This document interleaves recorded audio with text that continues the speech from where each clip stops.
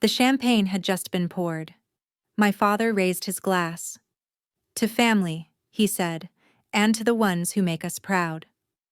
All eyes turned to my sister, freshly promoted, draped in medals she barely earned, beaming like she was carved from glory itself. Someone nudged me. "Hey," my cousin whispered, "don't slouch. You'll ruin the photos." I wasn't even in the frame. I hadn't been in years. The toasts went on. How brilliant, how driven, how she carried the family legacy. I sat at the far end of the banquet table, quiet. My mother wouldn't meet my eyes. My uncle joked that I must have retired early or failed fast. Laughter. Then it happened. The TV behind the bar, muted until now, suddenly flashed red. Breaking! U.S. military confirms youngest general in history. Name released. Everyone turned. Forks froze midair. The screen filled with my photo. In full uniform, campaign ribbons gleaming. The crawl read, "Major General Gillian Rowe, lead strategist in global AI strike." Dead silence. No one said a word. My sister's smile didn't even have time to die. It shattered. My father's hand trembled, wine spilling onto the white linen. My mother blinked like she'd seen a ghost. And me? I just sat there, because they hadn't clapped for me when I needed it. Now they didn't even remember how. Before I share my story, I want to know you're here with me. Just type "listening" in the comments, or tell me where you're from. It helps more than you know. Sometimes, even one person listening makes all the difference. If this story hits home, don't forget to subscribe to this channel. Thank you. And now, here's my story. I hadn't been back to Missouri in almost a decade. 9 years, to be exact. And if it weren't for the so-called celebration, I wouldn't have come now. But Dylan's kid, my cousin's golden boy, had just landed a full ride to an Ivy League school. So, of course, the family threw a backyard barbecue like he'd won a Nobel. Big tents stretched across the field behind my uncle's barn, checkered tablecloths, and the air thick with charcoal smoke and fake enthusiasm. I wore a plain black shirt, jeans, and kept my hair pulled back. No uniform, no insignia. Just me, blending in. I didn't need to make a scene. I was here to observe, not be observed. As soon as I stepped into the crowd, the jabs started. "Well, look who it is. The wandering soldier," someone muttered through a mouthful of ribs. Another voice chimed in. "Didn't you drop out of school to run off and play G.I. Jane?" Laughter. Someone else. "Still driving trucks for the army, or have they let you go yet?" I smiled without showing teeth. None of them knew I'd served under Black Ops clearance for years, that my name wasn't even in the system anymore. I wasn't just another soldier.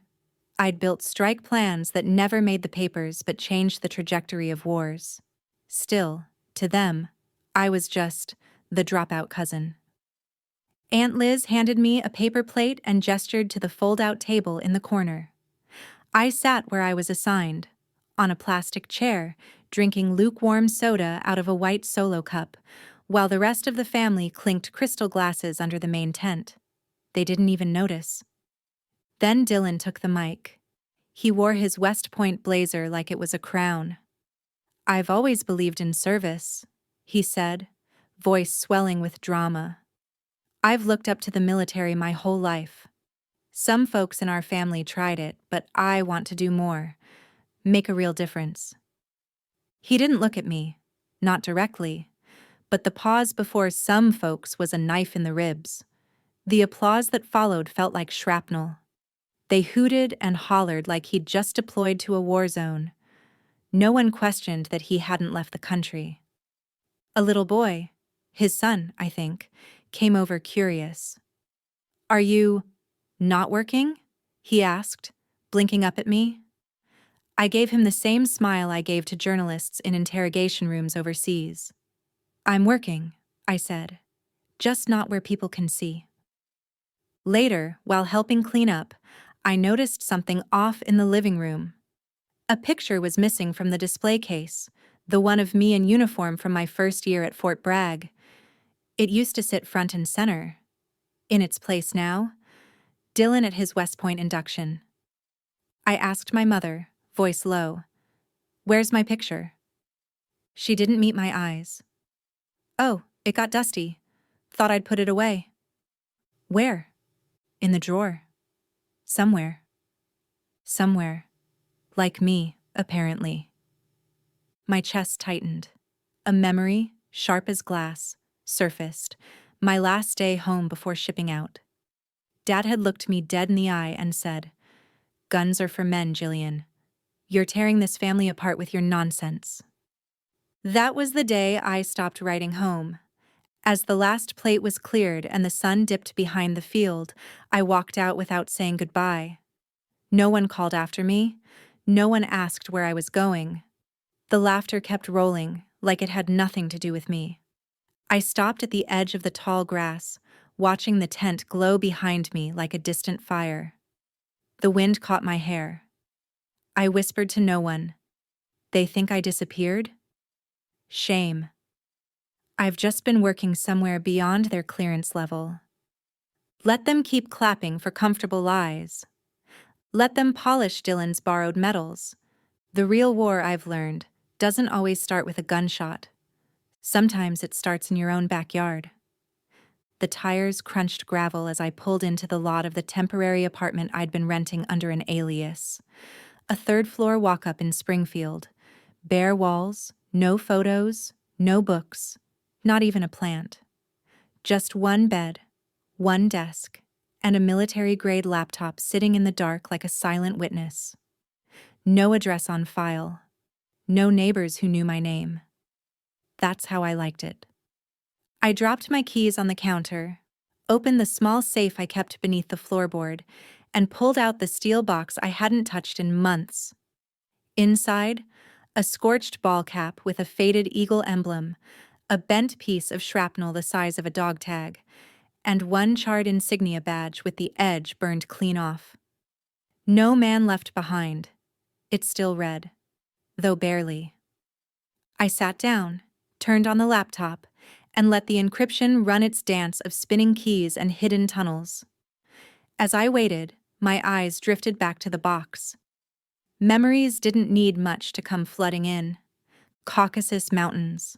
Operation Orion Echo. Winter so cold, even the wind cut like broken glass. We'd been sent to extract civilian engineers taken hostage by a rogue paramilitary cell. The intel said 12 civilians. When we arrived, it was 21, including children. Command wanted us in and out before dawn. Clean sweep, no deviation. But I deviated. I split the unit, delayed exfil, bought time with flares and misdirection. We got them all out. Every last one, and I was never promoted again. My name was stripped from the mission logs. The official story credited a nameless coalition unit. Internal debrief marked me as compromised judgment. There was no scandal, no noise, just silence. A career sealed off like a corridor nobody was allowed to enter. The laptop pinged with new mail. One sender, call sign, Iceback. They'll never list your name. You knew that. But you also knew what mattered more. None of those kids died. And you're still breathing. That's the win. You don't get medals for that kind of choice. Only scars. I stared at the screen. For a second, I felt the cold of that mountain base again, the way snow soaked into your bones, how it smelled like metal before a rocket hit. I picked up the half-melted badge. It had survived a direct shell hit. The only thing I carried out in my pocket that night, other than bloodied gloves. No man left behind. Not even the ones command would rather forget. On impulse, I opened a private military forum, one of those old darknet message boards still frequented by vets and armchair patriots. I typed my name, just to see. The results were instant. Thread titles: Officer goes rogue in Echo campaign. Delta team's disgrace. Unofficial internal court-martial? The comments were worse. Cowboy tactics. She blew it for everyone. Should have been dishonorably discharged. Most of them cited a source, MJR-Delta. I didn't know who that was, but they sure knew me. And they wanted the world to believe I was the reason everything had gone wrong, that I was impulsive, dangerous, a liability. The twist was, nobody outside of classified circles was supposed to even know Operation Orion Echo had ever existed. Someone had been leaking false reports, smearing me from the shadows. I didn't sleep that night. I sat with the badge in my hand and the laptop glow bouncing off the steel box. Not angry, just clear. If they wanted to erase me quietly, they should have finished the job. Because ghosts only haunt when they're left behind, and I hadn't gone anywhere. The morning after the barbecue, I made the mistake of turning on the TV. I was stirring burnt coffee in a chipped mug when the voice hit me. I looked up, and there he was, Dylan Rowe, seated confidently on one of those sleek studio couches, smiling like he'd just solved world hunger. The talk show host introduced him as an emerging voice of American service, a future leader and, my stomach turned, a hero. He launched into a story that froze the blood in my veins. We were stationed near the southern pass of the Caucasus Mountains, Dylan said, posture perfect, eyes glossy with faux humility. We got word that local hostages were in danger, civilians, no backup, no clear intel. But I made a decision. I broke protocol. We moved in. We saved everyone. The audience applauded like they understood. Every detail was mine. The mountain pass, the number of hostages, the faulty intel. Even the part about split-unit diversion tactics and last-minute evac. He had it all. But it wasn't his. It was me. My command. My risk. My decision. I stood in front of the screen, numb. My name had been scrubbed from the record, sure. But somehow, he'd gotten access to the story, to the specifics only someone on the ground could have known. And now, he was feeding it to daytime America like he'd lived it, collecting praise while I sat in a rented apartment where no one knew my name. I dialed my mother. "Did you see the show this morning?" I asked, cutting straight through. "Oh, Dylan's been doing so well lately," she said cautiously. "I think it's great he's finally being recognized." "He made the whole thing up," I said flatly. "He's never served. He's never even held a weapon outside of a ceremony. He stole that story." She paused. Too long. Then gently, "Well, you've always kept everything to yourself, sweetheart. People can only be proud of what they understand. You never really told us what you did." Because every time I tried, they waved it off, changed the subject. Or worse, laughed. I hung up without another word. Minutes later, my secured line buzzed. Only a few people had that number. I answered. "Jillian, it's Amanda," said the familiar, clipped voice of Lieutenant Colonel Amanda Lake, my former mission strategist. "You need to hear this before it gets worse." "I'm listening," I said, jaw clenched. "There's chatter. Political circles. Someone's dredging up your refusal to comply with Raskin's drone request in 18. Word is, he hasn't forgotten. And now, this Dylan kid showing up with classified details? That's not coincidence." I knew exactly what she meant.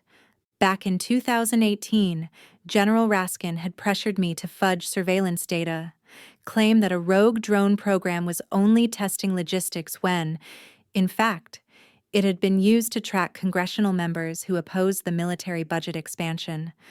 I refused. I filed an internal report. It vanished without consequence. But Raskin hadn't. He'd gone quiet. Until now. "You think he's the one feeding Dylan?" I asked. I think this is bigger than family lies, Amanda said. I think someone's using your silence as a weapon, and if you don't speak up, soon, they'll write your story for you. I looked at the television. Dylan's smug smile, the studio lighting, the curated version of truth. I never wanted the spotlight, I said quietly. I wanted the truth to matter on its own. Amanda's voice dropped. It doesn't. Not anymore. I hung up, breathing shallow, heart ticking like a timed charge. The lies weren't just irritating, they were strategic. Someone wanted me erased, made irrelevant, so they could repurpose my work, bury the inconvenient pieces, and rewrite the record with a cleaner face. Later that night, I walked the empty hallway of my apartment complex and dialed my mother again. This time, I wasn't calm. Did you know he was going to do this? Did you know he was going to claim that story? Her voice faltered. He needed something to feel good about. To give the family something to admire. I never told you, because you never listened. Silence. And then I said it. Slowly, clearly. Well, now I'll speak louder. And this time, I'm not asking for permission. It came as an email. No stamp, no knock on the door, no formal summons. Just a cold, unblinking message from the Department of Defense. Effective immediately, you are placed on temporary suspension pending investigation for breach of Level 1 Tactical Encryption Protocol. I stared at the screen, the letters sharp and final. It read like a formality, but I could feel the noose tightening behind the words. They said I was the last person to access a classified file, the kind only ghosts and high-clearance eyes should ever see. It had been leaked, encrypted lines stripped bare and dumped into a data lake so wide the Pentagon couldn't drain it. The file's digital fingerprint traced back to me. Only, I hadn't touched that file. Not in years. Not since they'd locked it behind layers of clearance I no longer possessed. The device it came from? A military-issue laptop I'd turned in 3 years ago when I rotated out of Black Ops Command. It was supposed to be sealed in a vault inside a secured Army facility. Supposed to be. Now it was somehow used to breach the system, by someone using my biometric credentials. I pulled up the access logs, heart thudding. The login pinged from a military IP address tied to Washington, D.C., not just any office. Raskin's. My stomach tightened. And the report that confirmed the breach? Signed off by a mid-level security analyst going by the name MJR Delta. The same username that had been smearing my name online, posting accusations, burying my name under layers of manufactured failure. It wasn't a leak. It was a setup. I needed help. Not the kind you request through formal channels, the kind that doesn't exist on any official payroll. So I reached out to the one man who owed me nothing, but once told me I'd saved his life. Marcus Vance. Back in the day, Marcus had been a digital ghost, half genius, half liability, who nearly lost everything after being accused of manipulating satellite data in a live combat zone. Everyone turned their backs on him, except me. I argued for him, fought to keep him in. He stayed, quietly, gratefully. I texted him a single word. Now. He replied 10 minutes later. I wondered when you'd stop playing dead. We met in a forgotten library downtown. His choice. It smelled like ink and dust and distrust. I can help, Marcus said, eyes never leaving his screen, fingers dancing. But I need one promise. No walking away this time. I nodded. I'm in it. All the way. Within hours, Marcus breached the internal systems that would have taken me weeks to even reach. He found a thread of embedded malware, tiny, elegant code nested inside authentication scripts. 7 times in the past 18 months, my credentials had been used. 7 times they accessed files tied to drones, autonomous warfare, and covert surveillance on high-level politicians, all without my knowledge. They cloned your ID, Jill, Marcus said quietly, and they left just enough noise behind to make sure you'd look guilty if this ever came to light. I didn't say anything.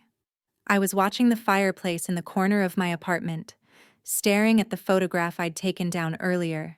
Me, in my West Point dress blues, standing next to a younger Dylan, proud and beaming like he actually believed in me back then. I fed the photo into the flames. It curled instantly, edges blackening into ash. It wasn't anger. It was liberation. That uniform had shielded me once, but now it couldn't protect anything, not truth, not legacy, not identity. My phone buzzed. No caller ID, no traceable source. One message, 8 words. What if CNN knew everything? I stared at the screen. My fingers trembled slightly as I locked it and laid it face down. This wasn't about revenge. Not anymore. This was war. And I was finally ready to fight it out loud. I found it the next morning, tucked under the door. No postage, no return address. Just a plain envelope, off-white and a little worn at the corners. I opened it slowly, expecting another warning, another threat dressed in civility. Instead, I unfolded a single sheet of paper. The ink was faded, but the words hit with more force than any drone or dossier ever had. You probably don't remember me, but I remember you. Orion Echo, Sector 9. You came back for us when the comms went dead. You could have left. We all knew it. But you didn't. My sister works for CNN. If she ever wanted to tell a story that mattered, I told her this. Find Jillian Rowe. It was signed, Jason Kane. I sat back, the paper trembling in my hand. I remembered his face now. Young, bleeding, half buried in rubble when I dragged him out. I'd almost forgotten his voice, but not the way he clung to life with both fists like it still owed him something. Less than 2 hours later, the knock came. Quiet, measured. Sarah Kane wasn't what I expected. She didn't have the frantic eyes of a tabloid chaser or the smile of someone chasing a viral clip. She was calm, like someone who had already seen the worst and stopped pretending it surprised her. She didn't ask me if I was a victim. She didn't ask me if I wanted revenge. She asked me one thing. If I told your story, not for ratings, not for outrage, but for truth, would you let it finally be heard? I looked at her for a long time before I answered.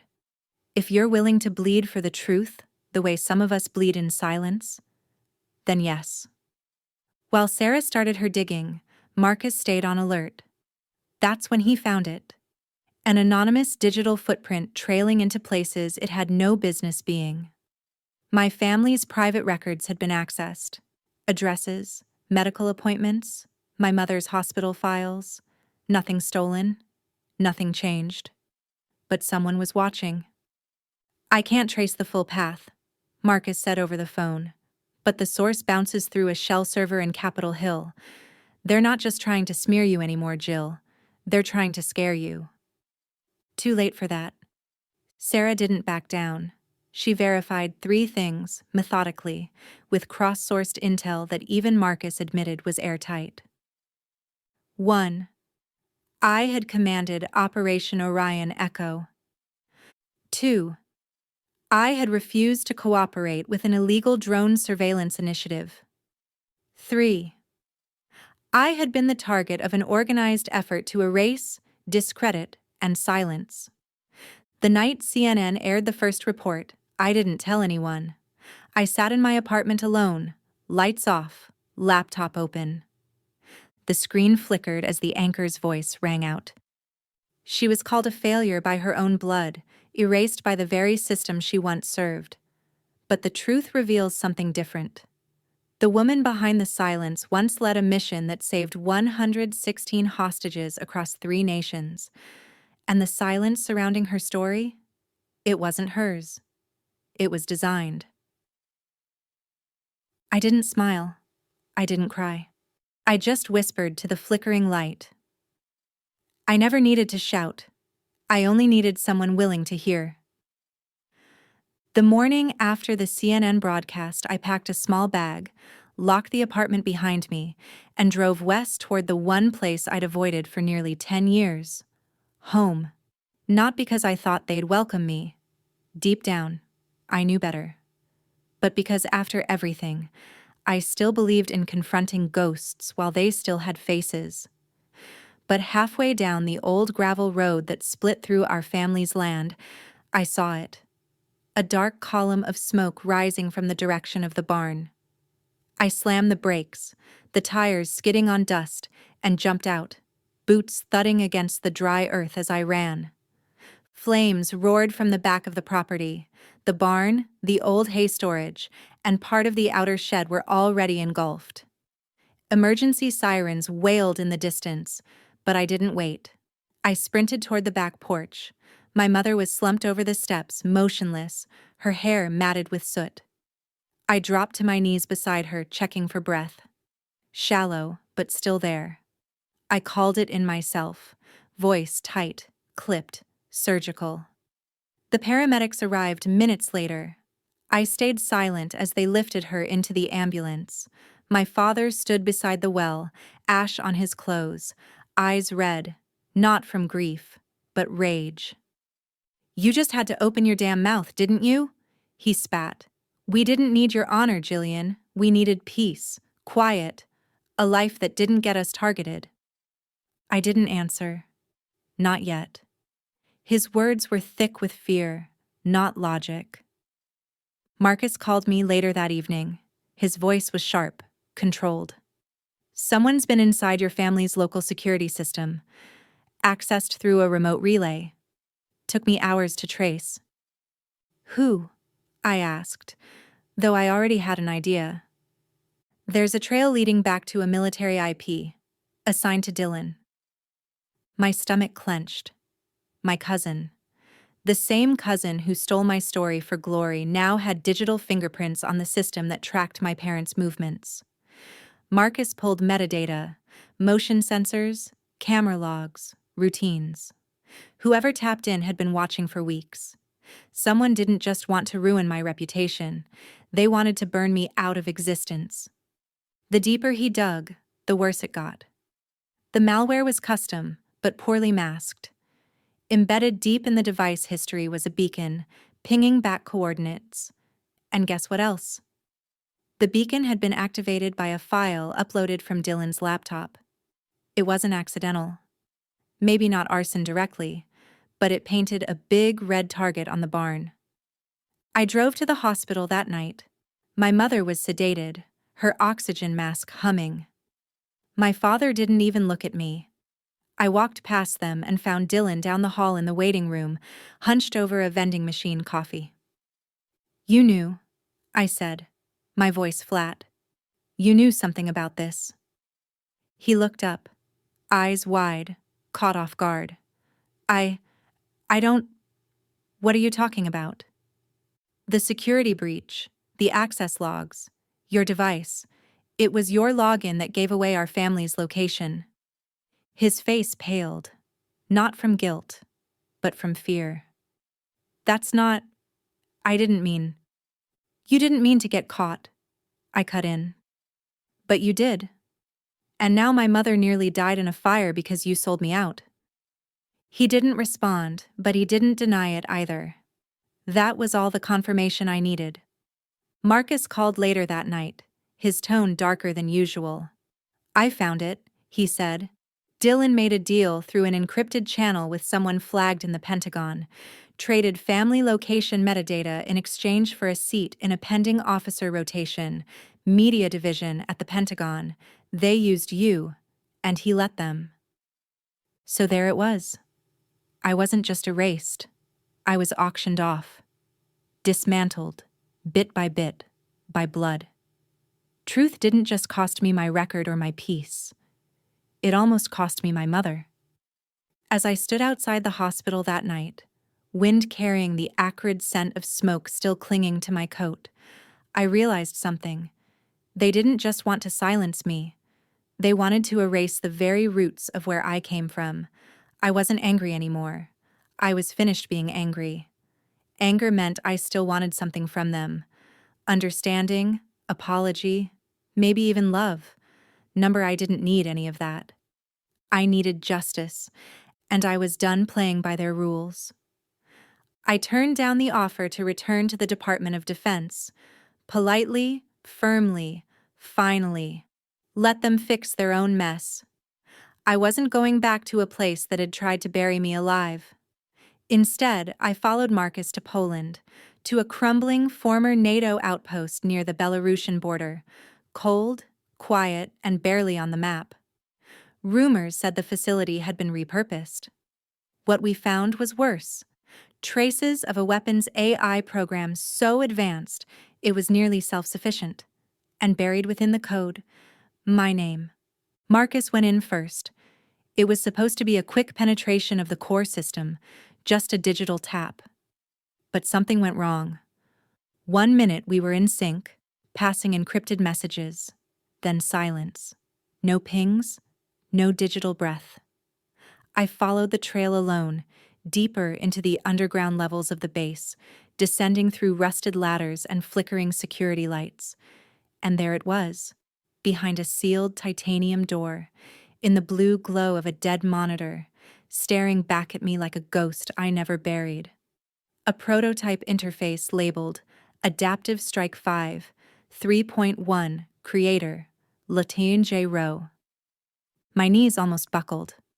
I hadn't seen that code since I left Project Sentinel 4 years ago. The skeleton of it was supposed to have been scrapped. But here it was. Not just alive, but enhanced, mutated. My own creation, designed for targeted defense and hostage extraction, was being retooled for autonomous strikes. No human in the loop. Just decisions made at machine speed, with human lives reduced to variables. I didn't know whether to scream or throw up. Then, my phone buzzed. A message from my mother, sent hours earlier. A short voice memo. I hesitated, and then played it. "I know what you did," her voice whispered, frail but clear. "I saw more than you thought. I stayed quiet because I thought silence would protect you, but I was wrong. If you need me to speak now, I will.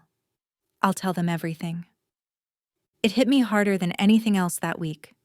Not the fire, not the betrayal, but this. The quiet confession of a woman who never understood the system, but always, somehow, understood me. I pressed my hand to the wall beside me, eyes shut. I let the moment settle, like dust in the dark. The silence shattered again when Marcus's emergency beacon flared. Static-laced coordinates shot to my comms. Then another alert came through. My father had been kidnapped. A coded video showed him restrained in a dim warehouse, a sack over his head. No demands, no names, just a warning. Stop chasing us, or he dies. Marcus decrypted a live feed intercepted from a dark net channel. That's where I saw her face, the one behind the curtain. Elena Varelli, former special tactics analyst. My shadow in training. Always just behind me. Always biting down her resentment like it was acid. I should have known. Elena never wanted leadership.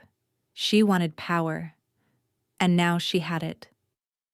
The feed ended.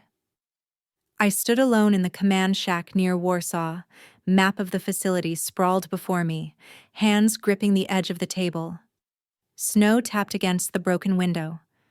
Somewhere beneath that frost they thought they had me cornered. I whispered to no one. If they think they can use my family to silence me, they forgot one thing. I commanded war with bare hands. They sent me the video at dawn. My father, handcuffed, forced to kneel in a dim warehouse. Behind him, a symbol I hadn't seen before, a jagged circuit enclosed in a black sun. The insignia of the Digital Independence Legion. I'd heard whispers about them.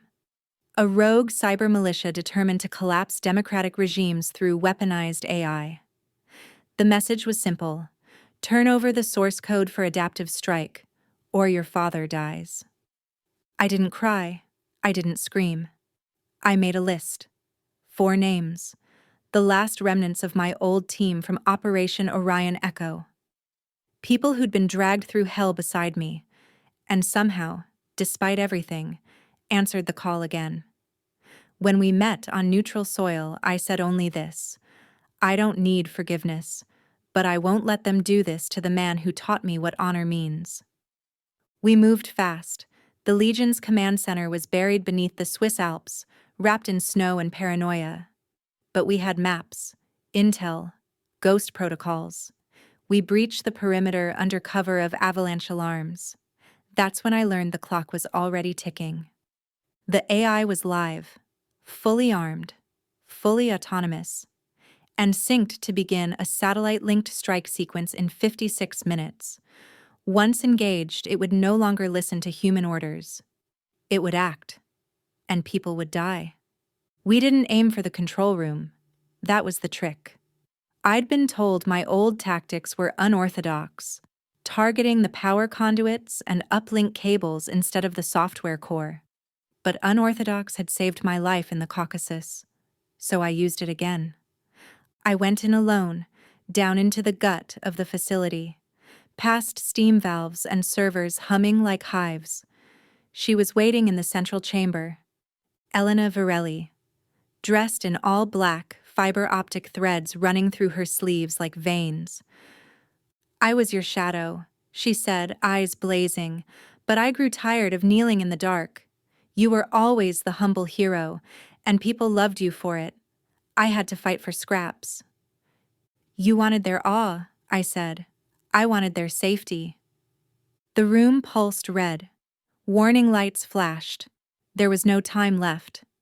She lunged.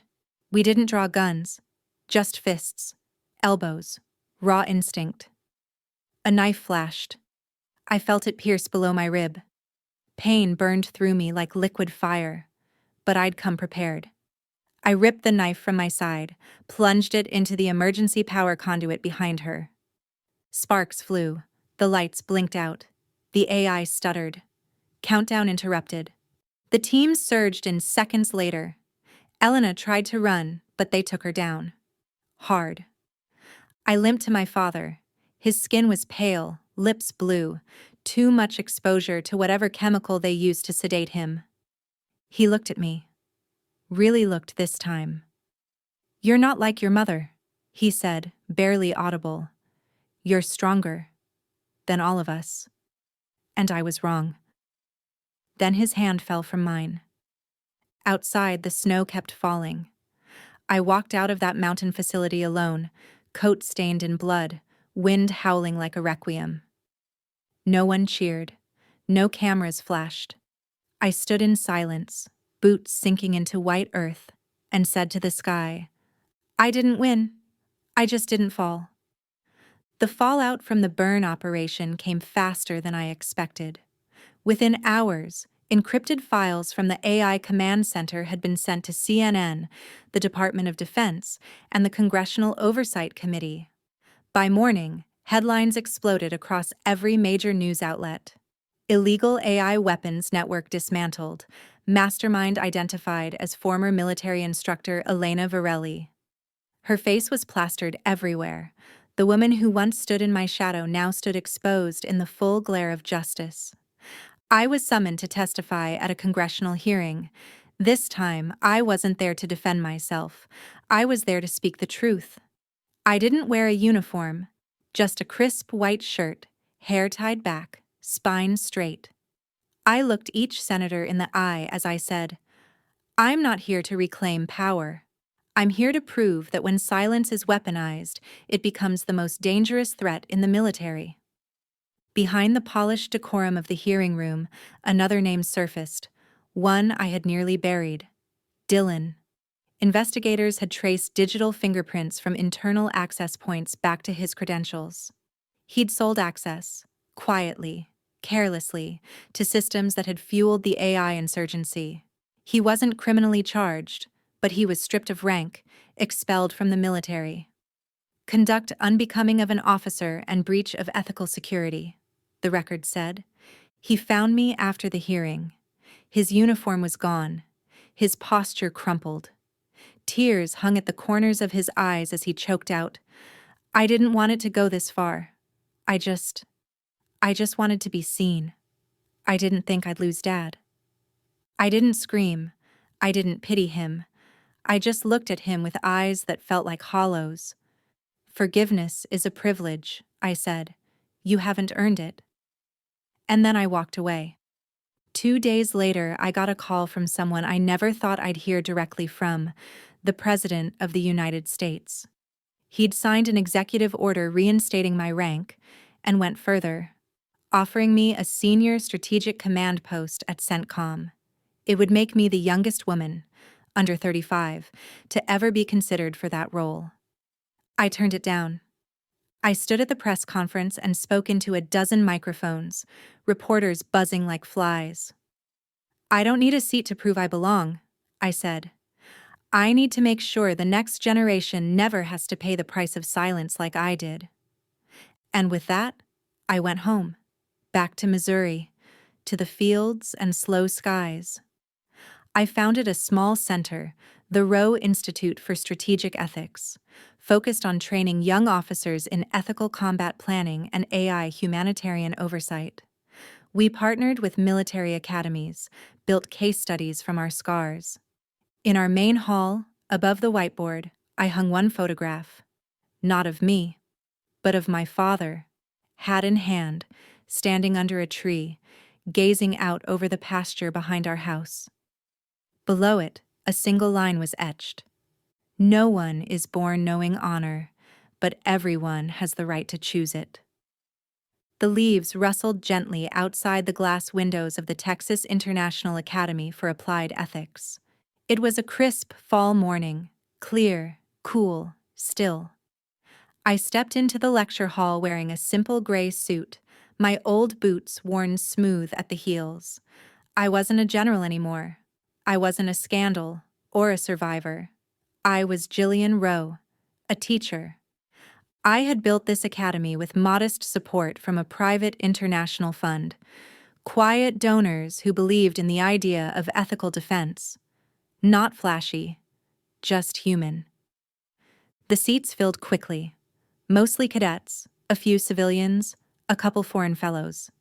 Then I saw her, sitting in the third row, hands folded neatly in her lap. My mother, Evelyn Rowe. Her health had returned, fuller cheeks, calm eyes. It was the first time she'd left Missouri since it all began. She sat tall, not with judgment, but with quiet pride. I stepped to the podium and cleared my throat. "I used to think I needed victory to prove I was worthy," I said. "But I've learned something else. Sometimes, simply living by your truth, that is the victory." I let that settle.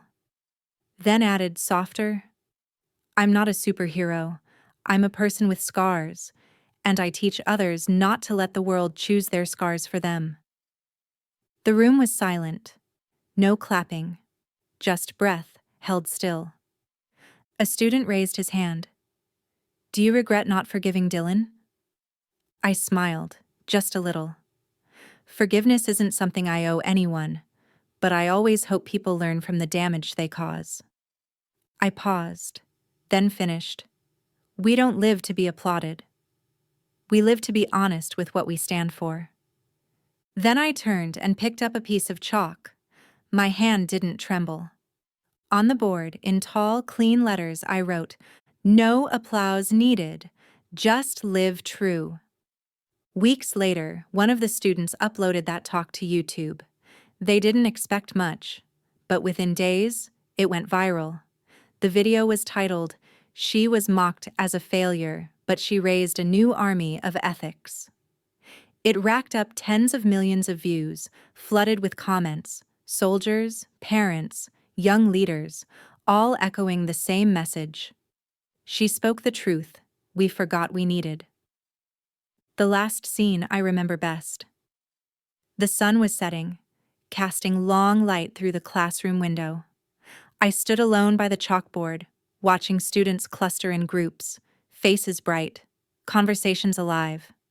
There was no applause, just the quiet certainty that living with truth was spreading. Sometimes it's not the battles we win that define us, but the silence we choose to break, the truth we refuse to bury, and the values we live by even when no one's watching. We don't need applause to matter. We just need the courage to live true. If this story spoke to you, I'd love to hear your thoughts in the comments. And if you'd like to hear more stories like this, don't forget to subscribe and stay with me on this journey. Thank you.